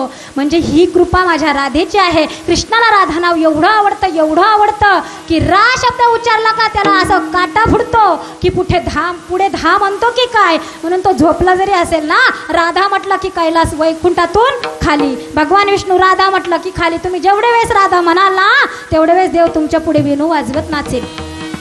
म्हणून तुमच्या नगराचं नाव घेत असताना सुद्धा एवढं पुण्य आहे तुमच्या नगरवासियांचं की राधा आणि मग कृष्ण. आधी राधा आणि मग कृष्ण. कारण राधा येते त्यावेळेस कृष्ण वेणू वाजवत चालवतो. म्हणून या नगराचं नाव सुद्धा पवित्र आहे. आणि त्यानंतर बघा, ज्या ठिकाणी संत शिरोमणी माझे मारुतीराया सुद्धा तुमच्या या नगरामध्ये स्थित झालेले आहे. तुमच्या राधाकृष्णाची सेवा करण्यासाठी, तुम्हा सर्वांची या ठिकाणी सेवा करण्यासाठी आमच्या जाईचे मारुती ना, जाईचे मारुती त्या ठिकाणी मारुतीराया सुद्धा स्थित आहे. याला पुण्य असावं लागतं. या सर्वांचा संगम एकत्रित यायला लागतो आणि त्यावेळेस या संतांची सेवा घडत असते. म्हणून काय द्यावे त्यासी व्हावे उत्तराई, ठेवितो हा पायी जीव थोडा. सहज बोलणे हित उपदेश, करुणी सायास शिकविती. संतांनी सहज म्हटलं की त्यांचं कार्य सहज सिद्ध होत असतं. संतांच्या मुखातला शब्द कधी वाया जात नाही. आणि सहज बोलणे हित उपदेश, संत सहज जरी बोलले तरी तुम्ही आम्ही त्याचा उपदेश मानला पाहिजे. मागच्या वर्षी आमचे म्हारूबाबा माझ्या वैष्णवी दिदीला म्हटले, आपल्याकडे ताई आलेले आहे आणि कधीतरी आपण ताईचा कार्यक्रम घेऊ. सहज बोलणे हित उपदेश, करुणी सायास शिकविती. सहज बाबांच्या मुखामधून शब्द निघला, पण माझ्या दिदीने तो खरा ठरवला. हे संतांचे उपकार आहे. सहज बोलणे हित उपदेश, करुणी सायास शिकविती. ज्याला कळाला, ज्यांच्यावरती संतांची कृपा झाली, त्याला ह्या गोष्टी कळत असतात. म्हणून सहज बोलणे हित उपदेश, करुणी सायास शिकविती. सायास करण्याची गरज नाही, त्यांना लय असं आंबळायची गरज नाही. सहज बोललं तरी ते संतांचे उपदेश समजायचं आणि आपण ते घेऊन पुढं चालायचं. संतांची कृपा ज्याच्यावरती झालं त्याचं हृदय निर्मळ होत असतं. ज्यांच्यावरती सद्गुरूचा हस्तकमल आहे ना, त्याला ह्या खुणा कळत असतील. आणि ज्यांच्याकडे नसेल अजून ती ताकद, त्यांनी लवकर सद्गुरूची प्राप्ती करून घ्या. कारण या ठिकाणी आम्ही आज आहोत आणि उद्या आहे का नाही आम्हाला माहिती नाही. त्यामध्ये आता श्रावण महिना चाललेला आहे. श्रावण महिन्यामध्ये आज 2रा सोमवार आहे. पर्व काळ खूप छान साधला आहे तुम्ही. आणि या ठिकाणी आज दिवसभर उपवास धरून संध्याकाळी या ठिकाणी कीर्तनाची सेवा. शिरोमणी वैष्णव कोण होते? सगळ्यात आधी महादेव. महादेवांनी ही वैष्णवाची पताका फडकवली. सर्वात पहिले माझे महादेव या ठिकाणी आम्हाला वैष्णव बनवलं. ते स्वतःही वैष्णव आहेत आणि आम्हीही वैष्णव आहोत. विठ्ठल विठ्ठल.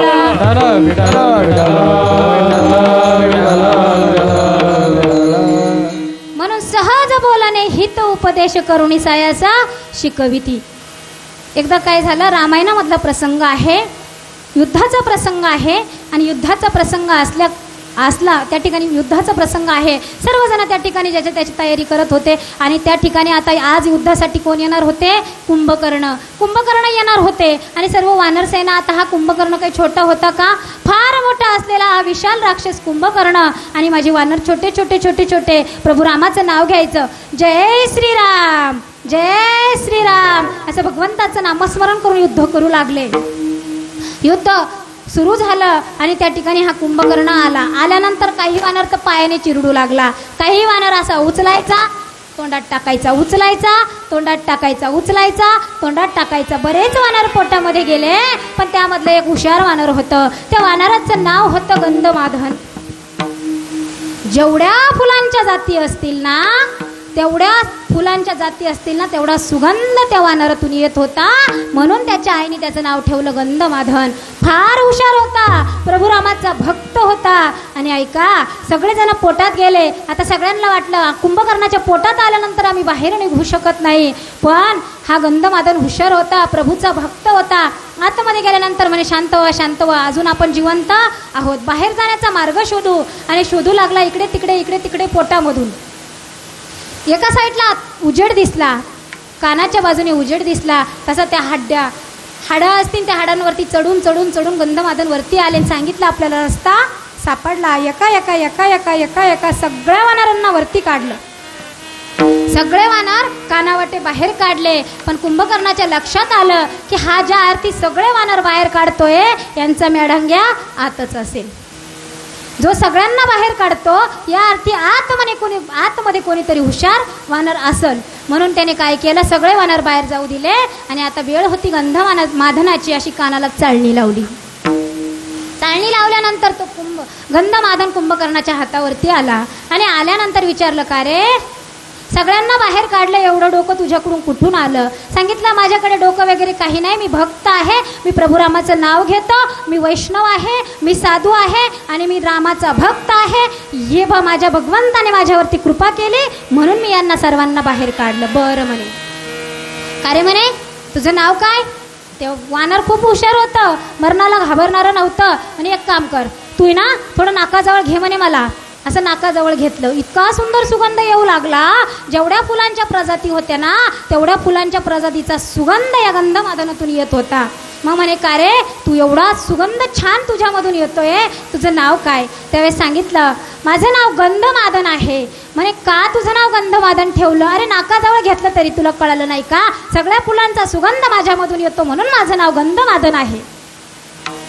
त्यावेळेस कुंभकर्ण म्हणतो, का रे किती सुंदर सुगंध येतो रे तुझ्यामधून. ऐक ना, मी तुला लंकेचा प्रधान बनवतो, तू आमच्याकडे ये ना. त्यावेळेस गंधमादनाने सांगितलं, नको नको नको, आम्ही रामभक्त आहोत आणि रामाचे दास्यत्व आम्ही पत्करलेलं आहे, आम्हाला तुझ्याकडे यायचं नाही. सांगितलं, अरे आमच्याकडे सोन्याची नगरी आहे, तुला पाहिजे तेवढं सोनं नाणं देऊ, पाहिजे तेवढे महल देऊ, येणार आहे आमच्याकडे. त्यावेळेस कुंभकर्णाला सांगितलं, नाही रे बाबा, आम्हाला रावणाच्या पार्टीमध्ये जायचं नाही, आम्ही रामाचे भक्त आहोत. रावणाकडे आल्यानंतर आम्हाला मोक्ष मिळणार नाही किंवा आम्हाला वैकुंठ मिळणार नाही. आम्ही प्रभू रामाचे भक्त आहे ना, भगवंताची चरण सेवा आम्हाला रामाजवळच मिळणार आहे. आणि राग आला कुंभकर्णाला.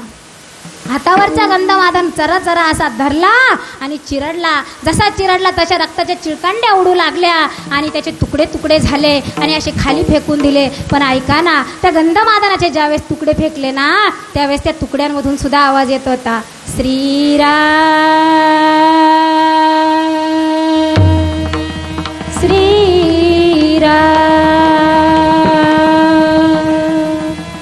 श्रीराम.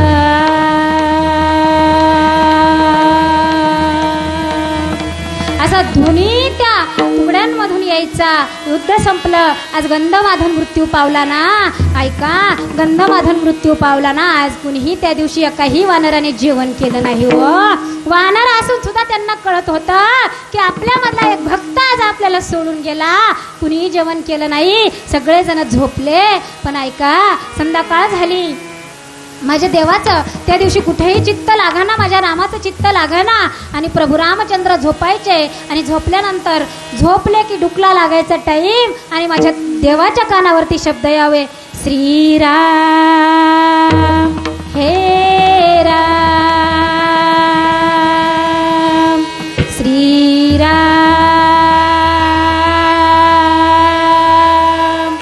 असे शब्द प्रभू रामाच्या कानावरती यायचे. पुन्हा माझे राम झोपायचे, पुन्हा कानावरती शब्द यायचे. आणि लक्ष्मण म्हणतात, दादा अहो रोज लवकर झोपतात, युद्ध करून थकला असाल हो दादा, झोपा ना. पुन्हा राम झोपण्याचा प्रयत्न करायचे पण रामाला झोप लागत नव्हती. मग लक्ष्मणाने काय केलं, जे तंबू उभारले होते ना त्याच्या बाहेर गेले, बघितलं इकडं तिकडं कुठेही रामाचा आवाज येत नाही. मग पुन्हा रामाने झोपावं, पुन्हा राम शब्द कानावरती पडावा. आता रामराया म्हणतात लक्ष्मणा, अरे माझा हनुमंतराया कुठे आहे रे, त्याला बोलव, त्याला बोलवल्याशिवाय मला झोप येणार नाही. आणि नुसता आवाज दिला हनुमंताला, हनुमंतराया प्रगट झाले आणि सांगितलं, अरे मी झोपतो ना तर माझ्या कानामध्ये स्वर येतो, ध्वनी येतो, हे राम श्रीराम असा ध्वनी माझ्या कानामध्ये येत आहे आणि मला झोप लागत नाही. एवढ्या रात्री मला आळवतं कोण आहे? त्यावेळेस माझ्या हनुमंतरायाने विचार केला, आज माझा गंधमादन मृत्यू पावला आहे. म्हणून ते कुठे गेले? युद्धभूमीवरती गेले. आणि युद्धभूमीवरती गेल्यानंतर त्या युद्धभूमीला कान लावून ऐकू लागले की राम नामाचा ध्वनी कुठून येतोय, राम नामाचा ध्वनी जिकडून येतोय तिकडे माझे हनुमंतराया निघाले. गेल्यानंतर आजूबाजूला तर कोणी दिसत नाही. आणि मग माझ्या हनुमंताला कळालं हा आवाज खालून येतो. म्हणून अंधारामध्ये खाली बघत बघत पुढे चालले तर ते गंधमादनाचे जे तुकडे होते ना, त्या तुकड्यांमधून ध्वनी येत होता, हे राम श्रीराम असा ध्वनी येत होता. माझ्या हनुमंताने गंधमादनाचे जेवढे तुकडे असतील ना तेवढे गोळा केले, त्याची पोटली बनवली आणि काय केलं, ती पोटली घेतली आणि प्रभू रामाकडे आले. आल्यानंतर हनुमंतराया जोपर्यंत आले तोपर्यंत रामाला थोडीशी झोप लागली होती. आणि लक्ष्मण शेषाचा अवतार आहे ना, थोडी अंगामध्ये गरमी आहे ना, ते म्हणतात रामाला, देवाला केव्हापासून झोप लागत नव्हती, आताच डुकला लागला ना, देवाला झोपू द्या. पण हनुमंतराया विनंती करता, लक्ष्मणा अहो हा गंधमादन मृत्यू पावल्यानंतर सुद्धा याच्या तुकड्यांमधून आवाज येतो राम राम, आणि याची शेवटची इच्छा आहे की देवाला भेटायचं आहे. आणि मग देवाकडे गेले. प्रभू रामाच्या हातामध्ये ते तुकडे ठेवले ना, माझा विटेवरचा मालक त्रेतायुगामधला माझा रामराया त्या तुकड्यांना घेऊन ढस ढस ढस रडू लागला.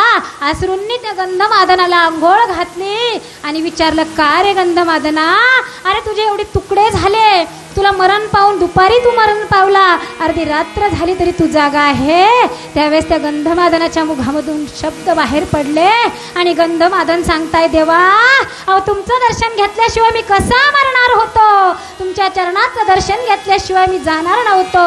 म्हणून सहज बोलाने हित उपदेश करून सायास शिकविती. आणि प्रभू रामाने त्यांना जवळ घेतलं, कृपादृष्टीने निहाळला आणि तेवढ्या रात्री बिभीषणाला बोलावलं आणि बिभीषणाला सांगितलं, बिभीषणा लंकेचा राजा तू होणार आहे ना, मग ऐक आत्ताच ह्या गंधमादनाची, मी तुला आत्ताच सांगतो, या गंधमादनाचे जेवढे क्रियाकर्म आटोपले की लंकेमध्ये या गंधमादनाची समाधी उभारायची आणि समाधी उभारली की अखंड त्या समाधीची सेवा करायची. म्हणून ही संतांची सेवा प्रभू रामाने वानर असून सुद्धा संत पदाला प्राप्त झाला.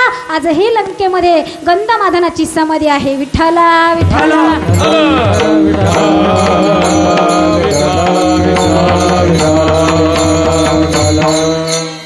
आणि देवाचा शब्द त्या ठिकाणी बिभीषणाने मानला आणि गंधमादनाची समाधी त्या ठिकाणी उभी केली. म्हणून माझे तुकोबराय अभंगाच्या 3ऱ्या चरणामध्ये सांगतात, तुका माने वाचा देनो वे सहज बोलणे हित उपदेश, सहज बोलणे हित उपदेश, सहज बोलणे हित उपदेश, सहज बोलणे हित उपदेश, करुणी सायास शिकवे, करुणी सायास शिकवे,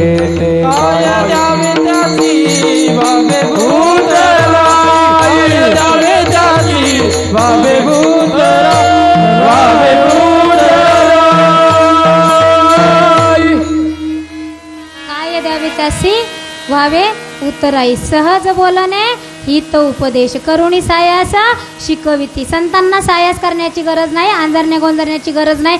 जे खरे संत असतील त्यांच्या मुखामधून शब्द निघला की बाणाप्रमाणे पकडायचा आणि तोच उपदेश समजायचा. एकदा का त्यांचा शब्द बाणाप्रमाणे पकडला की आमचं आयुष्य सुधरून जात असतं. म्हणून सहज बोलणे हित उपदेश, करुणी सायास शिकविती. आता एकदा सर्वांनी हात वरती करायचे आणि सगळ्यांनी फ्रेश व्हायचं आणि गोड अशी टाळी वाजवायची. कोणी सगळे टवटवीत झाले पाहिजे. कीर्तन संपेपर्यंत सगळ्यांनी हात वरती करायचे. गोड असं हे संत मंडळी भजन म्हणतील. सर्वांनी या ठिकाणी भजनाचा आनंद घ्यायचा. महिला असतील पुरुष असतील सर्वांनी. विठोबा रखुमाई विठोबा रखुमाई विठोबा रखुमाई हरे विठोबा रखुमाई हरे विठोबा रखुमाई विठोबा रखुमाई विठोबा रखुमाई विठोबा रखुमाई हरे जय जय जय जय जय जय जय जय जय विठोबा रखुमाई जय जय जय जय जय जय जय जय जय विठोबा रखुमाई हरे जय जय जय जय जय जय जय जय जय विठोबा रखुमाई जय जय जय जय जय जय जय विठोबा रखुमाई हरे विठोबा रखुमाई हरे विठोबा रखुमाई विठोबा रखुमाई हरे विठोबा रखुमाई विठोबा रखुमाई हरे विठोबा रखुमाई विठोबा रखुमाई हरे विठोबा रखुमाई विठोबा रखुमाई विठोबा रखुमाई विठोबा रखुमाई विठोबा रखुमाई विठोबा रखुमाई विठोबा रखुमाई विठोबा रखुमाई हरे विठोबा रखुमाई विठोबा रखुमाई हरे विठोबा विठोबा रखुमाई विठोबा रखुमाई विठोबा रखुमाई विठोबा रखुमाई विठोबा रखुमाई विठोबा रखुमाई विठोबा रखुमाई विठोबा जय जय जय विठोबा रखुमाई विठोबा रखुमाई विठोबा रखुमाई विठोबा रखुमाई विठोबा रखुमाई काय सांगू आता संतांचे उपकार मज निरंतर जागविती काय द्यावे त्यासी व्हावे उतराई ठेवी तो हा पायी जीव थोडा सहज बोलणे हित उपदेश करुणी सायास शिकविती काय द्यावे त्यासी व्हावे उतराई ठेवी तो हा पायी जीव थोडा तुका म्हणे वत्सा धेनुवेची चित्ती तैसे मजा येती सांभाळीत काय द्यावे त्यासी भावे उतराई ठेवी तो हा पायी जीव थोडा म्हणून माझे तुकोबराय शेवटच्या चरणामध्ये सांगतात तुका म्हणे वत्स धेनुवेची चित्ती जसं गाय आपल्या वासराला चित्तामध्ये ठेवती थोडं इकडं तिकडं गेलं की तिच्या जीवाची तळमळ होते ना तसं संतांची सुद्धा तळमळ होती आपले भक्त इकडं तिकडं गेले की या भक्तांना आपल्या वासराप्रमाणे समजतात या भक्तांना आपल्या वासराप्रमाणे अंजरतात गोंजरतात आणि मग देवाची ओळख करून देतात आणि मग देवाला संतांचं ऐकावं लागतं की हा माझा भक्त आहे किंवा हा संतांची शरणागती प्राप्त केलेला आहे म्हणून संतांच्या मुखातला शब्द देवाला सुद्धा टाळता येत नाही म्हणून तुका म्हणे वत्स धेनुवेची चित्ती तैसे मज येती सांभाळीत काय द्यावे त्यासी भावे उतराई ठेवी तो हा पायी जीव थोडा अरे या संतांच्या पायावरती जीव जरी ठेवला ना तरी थोडा आहे अरे विटेवरच्या मालकाला सुद्धा असं वाटतं या संतांच्या चरणावरती अखंड पळून राहावं आता माझ्याकडे वेळ थोडा आहे थोड्या वेळामध्ये शेवटचं चरण सोडून आणि मग आपण या ठिकाणी कीर्तनाची सांगता करणार आहे वारकरी संप्रदायाचे नियम आहे चालता धावता धावता का होईना पण चारही चरणावरती वारकऱ्याने बोलावं आणि या ठिकाणी गादीवरती आल्यानंतर वारकऱ्याचे जे नियम आहे ते नियम पाळावे कारण नियम पाळल्यानंतर भक्तीचा गंध तुमच्या हृदयापर्यंत नेऊन सोडणं वक्त्याचं कर्तव्य आहे या ठिकाणी आल्यानंतर तुम्हाला येऊन हसवण्याची गादी आहे का नाही हो ही नारदाची गादी आहे ही व्यासांची गादी आहे हे व्यासांचं कार्य म्हणजे माझे अखंड जे विटेवरचे मालक युगे 28 विटेवरी उभा 28 युगापासून विटेवरती उभा असलेला माझा मालक त्यांचा अवतार व्यासजी आहे आणि व्यासांच्या गादीवरती या ठिकाणी उभं राहिल्यानंतर या ठिकाणी हसवायच्या गोष्टी जर तुम्ही ऐकत असाल आणि या ठिकाणी त्या गोष्टी इकडं बघा त्या गोष्टी घेण्यासाठी आपण या ठिकाणी येत असेल तर या सप्ताहाचा काहीही अर्थ नसतो म्हणून या ठिकाणी आल्यानंतर संप्रदायाप्रमाणे चारही अभंग चारही चरण सुटले पाहिजे चारही चरणाचा धावता किंवा होईना पण भावार्थ सांगितला पाहिजे आणि वक्ता आणि श्रोता जोपर्यंत एकत्र येत नाही आणि तोपर्यंत भगवंताची ख्याती त्याच्या हृदयामध्ये ठसवत नाही तोपर्यंत या गादीचा काही फायदा नाही ही गादी म्हणजे मनोरंजन नाही ही गादी म्हणजे साक्षात माझा भगवंत आहे या ठिकाणी आल्यानंतर भगवंताची ख्याती तुमच्या हृदयापर्यंत पोहोचवायची. छान असं कार्य माझ्या वैष्णवी दिदीने चालू केलेलं आहे आणि हे कार्य तुम्ही पुढे चालू ठेवावं. पण या ठिकाणी आल्यानंतर आता आपण काही हसवलं का? नाही. तरी सुद्धा तुम्ही आहे ना ताजे ताजे, ऐकावं वाटतं ना भगवंताची ख्याती. अरे सांगता येणार नाही एवढी ख्याती माझ्या देवाची आहे, एवढी ख्याती माझ्या संतांची आहे. मी वृंदावनाला जाते, कायम जात असते. वृंदावनला जर गेलं ना तिकडे देवभूमी म्हटलं जातं. हो, पण आम्ही आमच्या महाराष्ट्रात आलं का आम्हाला अभिमान वाटतो. आमच्या भूमीला संत भूमी मानल्या जातं. आमच्या महाराष्ट्राकडे आल्यानंतर म्हणतात ही संत भूमी आहे. अरे जे संत देवाची ओळख करून देतात ना त्या भूमीमध्ये आम्ही जन्माला आलो. अरे देव जन्माला कुठे आला? गोकुळामध्ये, वृंदावनामध्ये लहानचा मोठा झाला, द्वारकेला निघून गेला. अरे पण वास्तव्य पंढरपुरामध्ये आहे. युगे 28 विठेवरी उभा. अरे युगे 28 झाले पण महाराष्ट्रामध्ये पंढरपूर नगरी आहे आणि तिरसुळावरी काशी नगरी आणि चक्रावरी पंढरी. अरे भूवैकुंठ आमच्या महाराष्ट्रामध्ये आहे आणि भूवैकुंठाचा मालक माझा विठेवरचा मालक आहे आणि त्याच्या आम्ही दास आहोत. नोहे नोहे आम्ही या ठिकाणी वारकरी आहोत. याचा आम्हाला अभिमान असला पाहिजे. विठ्ठला विठ्ठला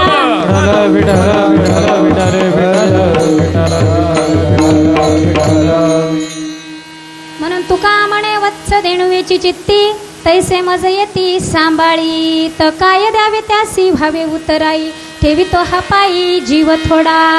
मग संतांच्या पायावरती जीव जरी ठेवला तरी तो थोडा आहे. एकदम शॉर्टकट चरित्र सांगून मी माझ्या अभंगाला या ठिकाणी पूर्ण विराम देणार आहे. ऐका, पंढरपुरामध्ये 5 दिवसाचा सप्ताह बसला. 5 दिवसाच्या सप्ताहासाठी नामदेवराया, गोरोबा काका, निवृत्ती दादा, मुक्ताबाई, सोपन काका अनेक संत त्या ठिकाणी जमले. आणि त्या ठिकाणी संत मंडळी आल्यानंतर सप्ताह चालू झाला. आज तुमच्या सप्ताहाचा दुसरा दिवस आहे. आनंद जिकडे तिकडे होता. नामदेवराया कीर्तन करायचे. त्या ठिकाणी काशीवरून कबीर महाराज सुद्धा आले होते. जनाबाई महाराज होत्या आणि जनाबाई महाराजांचा अधिकार फार मोठा होता. ऐका ना, तुका म्हणे वत्स देणुवेची चित्ती तैसे माझं येती सांभाळीत. ऐका, माझ्या जनाबाई महाराज संत होता आणि नामदेव महाराजांच्या घरच्या दासी होत्या. ऐका ना, नामदेव रायांच्या घरी 14 जण होते. 14 जणांची पडेल ती कामं माझ्या जनाबाईनं करावं. आणि घरातली नोकर माणसाला आपण डायरेक्ट किचनमध्ये इकडे तिकडं एंट्री देत नसतो. म्हणून माझ्या जनाबाईंचं काम आटोपलं की वसरीमध्ये यायचं आणि त्या ठिकाणी आपलं काय क्रियाक्रम असेल आटपायचं. माझ्या जनाबाई ज्यावेळेस दळायच्या ना त्यावेळेस माझा पांडुरंग दळण्यासाठी यायचा. एवढंच नाही हो, माझ्या जनाबाई जर रानामध्ये गौऱ्या वेचण्यासाठी गेल्या ना पांडुरंगाने काय करावं? आपला पितांबर वरती खोचावा. पितांबर वरती का खोचावा? अरे मंदिरामध्ये गेल्यानंतर हे वडजी बघतील आणि म्हणतील हा देव कुठे गेला होता, म्हणून पायाला शेण लागू नये. आणि ज्यावेळेस देव जनाबाईच्या पुढे पुढे पुढे गोऱ्या याचायचे ना त्यावेळेस देवाचे चरण कमल दिसायचे आणि चरण कमल दिसलं की माझी जनाबाई गौऱ्या वेचायचं विसरून जायची आणि एकटक देवाच्या चरणाकडे बघत बसायची. देवाच्या चरणाकडे बघत बसायची. तिचं चित्त हरपून जायचं आणि देवाने गोऱ्या जमा झाल्या की जनाबाईला म्हणावा, अगं जने, अगं या गोऱ्या जमा झाल्या, अगं याचं गाठोडं बांधायचं पण मला सवय नाही ग हे गाठोडं बांधायचं. हे गाठोडं बांधू लाग. मग जनाबाईने गाठोडं बांधावं आणि माझ्या देवाने ते गाठोडं डोक्यावर घ्यावं आणि जनाबाईने देवाच्या मागे मागे मागे चालावं. अरे हे काम माझ्या पांडुरंगाने करावं. तुका म्हणे धेनू, तुका म्हणे वत्स धेनुवेची चित्ती तैसे मज येती सांभाळीत. अरे जनाबाईला आपल्या लेकराप्रमाणे सांभाळतो तो पांडुरंग परमात्मा आहे आणि जनाबाईचं प्रत्येक काम देवानी करावं. एवढंच नाही हो, जनाबाई 14 मासांच्या आंघोळी झाल्या. चंद्रभागेवरून पाणी आणायचं आणि जनाबाई आंघोळीला बसले की जनाबाईला पाणी नसलं की जनाबाईने फक्त पांडुरंग असा शब्द उच्चारायचा. अरे विटेवरचा मालक दुडकुनीवर धावत यायचा आणि जनाबाईसाठी पाणी भरून आणायचा. नुसतं पाणी भरून आणत नव्हता हो, जनाबाईला आंघोळ घालायचा. अरे माझे पांडुरंग परमात्मा म्हणायचे, माझ्या जनीसी नाही कोणी, मग मी माझ्या जनीचं संगोपन करतो. अरे जनाबाईला आंघोळ माझ्या देवाने घालावी. अरे माझ्या जनाबाईचं डोकं सुद्धा माझ्या देवाने धुवून द्यावं. एवढंच नाही हो, आंघोळ झाली की बऱ्याच दिवसाचं माझ्या जनीसी नाही न्हाणे. बरेच दिवस झाले माझ्या जनीसी नाही न्हाणे. मग जनाबाईचं न्हाऊन झालं की जनाबाईला लावण्यासाठी तेल होतं का हो? अजिबात नव्हतं. मग पांडुरंगाला जो लोण्याचा प्रसाद लागायचा ना माझ्या विटेवरच्या मालकाने तो प्रसाद घेऊन यायचा लोण्याचा आणि माझ्या जनाबाईच्या डोक्यावरती ते लोणी चोळायचं. नुसतं लोणी चढायचं नाही हो, पांडुरंगाने वेणी फणी सुद्धा करायची हो जनाबाईची. तुका म्हणे वत्स धेणुवेची चित्ती तैसे मज येती सांभाळीत. अरे संत तर सांभाळतात पण त्या संतांना सांभाळण्यासाठी विटेवरचा मालक येतो आणि जनाबाईच्या सर्व कामे माझ्या विटेवरच्या मालकाने करावी. आणि एवढंही करून कबीर महाराज जनाबाईला भेटण्यासाठी येतात. कबीर महाराज ज्यावेळेस भेटण्यासाठी येतात, जनाबाईचा अधिकार कळाला की ज्या जनाबाईसाठी पांडुरंग परमात्मा त्या ठिकाणी गोऱ्या वेचत आहे, तिचं त्या ठिकाणी संगोपन करत आहे, तिच्या मागे मागे देव पळत आहे, हा अधिकार माझ्या कबीर महाराजांना कळाला. आणि कबीर महाराज काशीवरून येण्यासाठी निघाले. आल्यानंतर जनाबाई गोऱ्या वेचत होती. गोऱ्या वेचून झाल्यानंतर दोघींचा ढीग होता आणि त्या गोऱ्यांवरून भांडण चाललं होतं. सगळ्यांना माहिती आहे भांडण चाललं होतं. आणि त्या ठिकाणी कबीर महाराज येतात आणि कबीर महाराज म्हणतात, मी या जनाबाईची एवढी ख्याती ऐकली होती आणि एवढ्या गोऱ्यांवरून भांडण करते. पण दोघींचं भांडण चालू होतं आणि त्या ठिकाणी कबीर महाराज जसे आले तसे परत जाण्यासाठी निघाले. जनाबाई म्हणती, थांबा, दोन जण भांडण करत असले तर तिसऱ्या शहाण्या व्यक्तीने भांडण सोडवावं. कबीर महाराज म्हणे, दोघींचं भांडण सोडवायचं कसं? मग दोघींचं भांडण सोडवण्यासाठी जनाबाई म्हणे, माझ्या गोरीमधून विठ्ठल आवाज येईल ती गोरी माझी आणि जित्यामधून आवाज येणार नाही ती गोरी हिची. आणि एक एक गोरी कबीर महाराजांनी कानाला लावा, विठ्ठल विठ्ठल विठ्ठल विठ्ठल विठ्ठल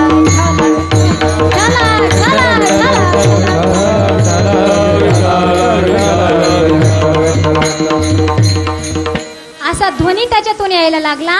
आणि कबीर महाराजांना माझ्या जनाबाईचा अधिकार कळाला आणि कबीर महाराजांनी जनाबाईच्या चरणावरती लोटांगण घातलं. संत सहजासहजी ओळखू येत नाही, संत दिखावा करत नाही, संतांना दिखावा करण्याची गरज नाही, कारण विटेवरचा मालक त्यांच्या मागे दुडू दुडू धावत असतो. जास्त मेकअप करण्याची गरज नाही, जास्त दिखावा करण्याची गरज नाही. जसं आहे ना तसा तुझा आहे, जसं आहे ना भक्ती तुझी करत आहे, जसं आहे ना तुझ्यासाठी राबत आहे, जसं आहे ना तसा तुझा आहे. म्हणून संतांना दिखावा करण्याची गरज नाही, म्हणून माझ्या जनाबाईला दिखावा करण्याची गरज पडली नाही. आणि कबीर महाराज जनाबाईच्या चरणावरती लोटांगण घालता. अभंगाचं शेवटचं चरण. तुका मने वाचा देनो वेद, तुका मने वाचा देनो वेद, तुका मने वाचा देनो वेद, तुका मने वाचा देनो वेद.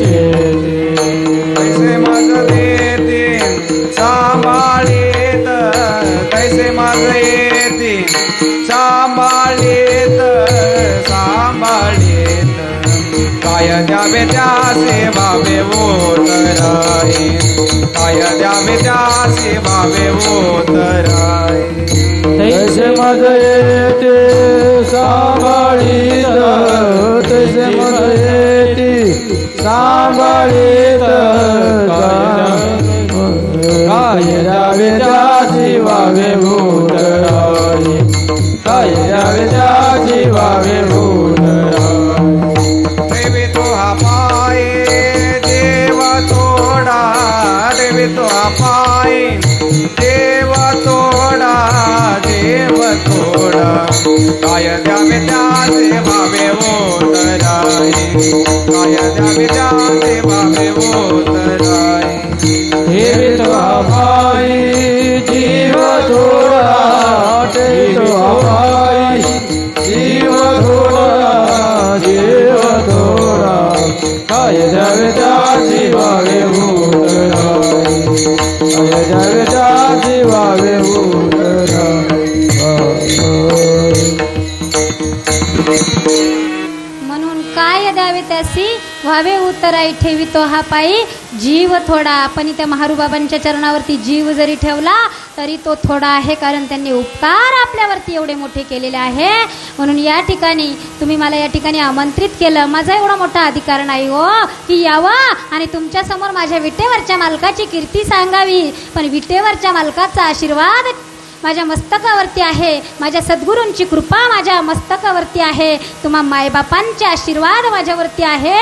म्हणून या ठिकाणी या व्यासगादीवरती उभं राहून तुमच्यासमोर माझ्या पांडुरंगाची ख्याती सांगावी एवढा अधिकार माझ्या विटेवरच्या मालकाने दिला आणि जसं असेल तसं वेडवाकडं माझ्या सद्गुरूंच्या कृपेने जे असेल ते मी तुमच्या पुढे मांडण्याचा प्रयत्न केला. पण तुमचेही फार मोठे उपकार आहे. आज एकही झोपलं नाही, कोणाला आळसही आला नाही. छान या ठिकाणी टवटवीत बसलेले आहात. 11 वाजले पण सर्वजण छान बसलेले आहात. सर्व गायक वादक मंडळी असतील, हे सर्व माझ्यापेक्षा वयाने ज्ञानाने फार मोठे आहे. बाबांसारखे रत्न, महाराजांसारखे रत्न या ठिकाणी उभे आहे. आमच्या बाबांचा जर अभ्यास बघितला ना, इतका खोलात जाऊन बाबा अभ्यास करतात ना, तर मी विचार करते कधी कधी यांच्या बुद्धीची दाद देते.